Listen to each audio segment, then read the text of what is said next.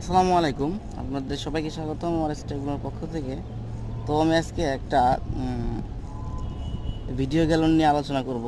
তো ভিডিও গ্যালনের ভিতরে কি থাকে, এইটা একটা ভিডিও গ্যালন আমাদের নষ্ট হয়ে গেছে। তো দেখতে অনেক ভালো দেখায়, কিন্তু কাজ করে না, ভিডিও আউটপুট পাওয়া যায় না। তো আমরা একটা ভিডিও গ্যালন খুলে দেখব। তো ভিডিও গ্যালন খুলে ফেলেছি। এখানে ট্রান্সফরমারের মতো কী যেন দেখা যাচ্ছে না, কি আমি সঠিক বলতে পারি না।